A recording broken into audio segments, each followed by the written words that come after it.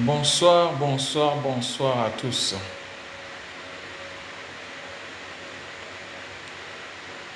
Ce soir, je voudrais partager cette interrogation avec vous. Je n'ai pas la prétention de maîtriser toute la Bible. Je suis un simple chercheur de Dieu. J'essaie de mieux le connaître. Donc, comme vous voyez au-dessus de moi,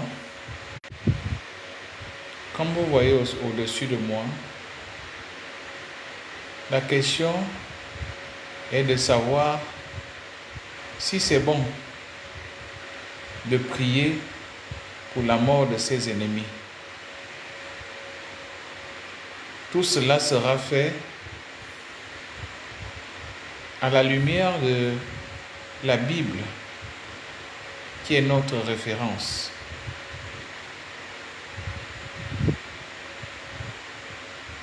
Parfois, on peut parcourir des églises pendant les temps de prière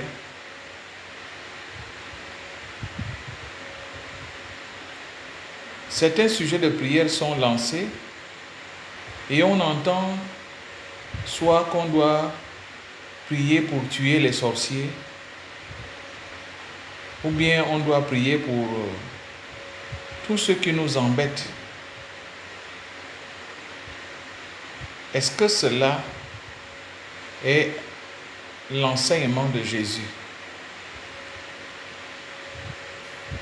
Je vais lire un texte qui est dans le sermon sur la montagne, l'enseignement de Jésus, dans Matthieu 5, du verset 43 au verset 44. Jésus dit: « Aimez vos ennemis, bénissez ceux qui vous maudissent, faites du bien à ceux qui vous haïssent, et priez pour ceux qui vous maltraitent et qui vous persécutent. » Ça, c'est l'enseignement de Jésus. Alors, lorsqu'on lit ce texte-là, jamais il n'est dit que Jésus demande qu'on prie pour la mort de ceux qui nous font du mal. Or, nous voyons souvent dans certains lieux de prière les gens lancer des sujets pour dire: on va tuer tous les sorciers, on va tuer nos ennemis. Non, cela n'est pas biblique, bien-aimé. Lorsqu'on prie pour son ennemi, le but, c'est qu'il arrive aussi à la repentance. Il faut que son cœur soit touché pour que lui aussi soit sauvé.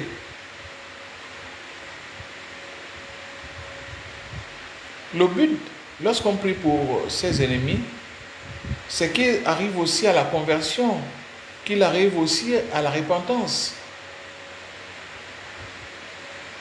C'est mieux de prier, même si quelqu'un a fait du mal, c'est mieux de prier pour que Dieu puisse le tourmenter, pour qu'il ne soit pas en paix jusqu'à ce qu'il se répande. Moi, je préfère cette prière-là.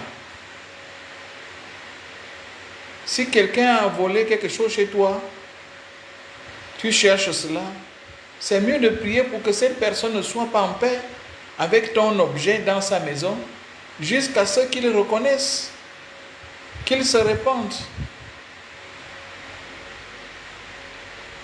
Parce que prier pour la mort de quelqu'un qui nous a fait du mal, si nous sommes vraiment chrétiens, cette prière-là n'est pas dans le registre des prières de Jésus. Et ce n'est même pas dans la mission de Jésus. Pourquoi? Parce que Jésus n'est pas venu pour perdre les gens. Il est venu pour sauver. Il est venu pour sauver. Et comment quelqu'un peut-il être sauvé si on prie pour qu'il meure?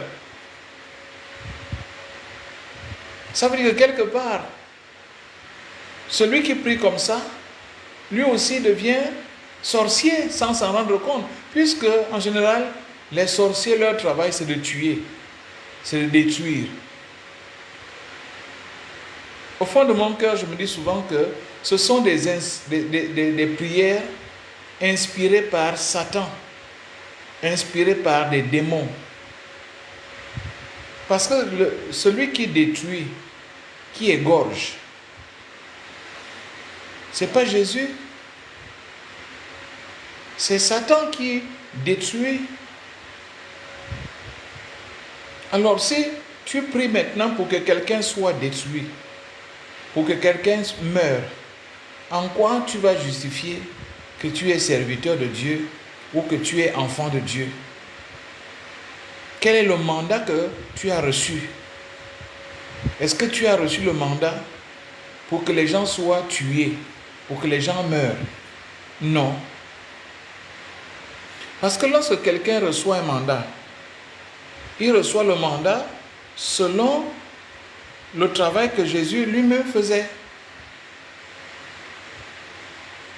Lorsqu'on lit Luc 10, Luc 19, 10 plutôt, il est écrit, le Fils de l'homme est venu chercher et sauver ceux qui étaient perdus. Celui qui te fait du mal est perdu. Jésus veut t'utiliser toi pour qu'il soit sauvé. Beaucoup de personnes sont souvent liées par le mal. Mais si tu pries pour que Dieu puisse toucher son cœur, le mal qu'il fait, il va l'abandonner petit à petit. Jésus n'est pas venu pour condamner, non. Jean 3, 17 dit, Dieu en effet n'a pas envoyé son Fils dans le monde pour qu'il juge le monde, mais pour que le monde soit sauvé par lui. Pour que le monde soit sauvé par lui. Donc, on ne peut pas prier pour nos ennemis, pour qu'ils meurent. Non. Bien-aimés dans le Seigneur, parfois, par ignorance, nous faisons des choses. On se met à prier. Je proclame la mort de tel. Que telle personne meure, que tous les sorciers de ma famille meurent. Je te pose une question, bien-aimé.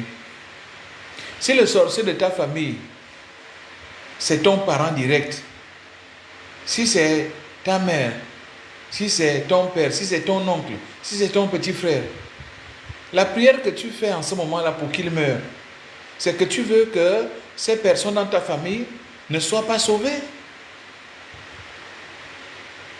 En quoi alors tu vas dire que tu es chrétien? Puisque le mandat que Dieu nous donne, à nous qui le suivons, le mandat que Jésus donne, c'est de sauver, pas de tuer. Je me rappelle de cette histoire où les disciples avaient été offusqués par la population qui était là. Ils ont dit à Jésus, ordonne qu'on invoque le feu du ciel et pour qu'il les consume. Nous avons souvent fait ces prières-là. J'envoie le feu. On envoie le feu sur qui?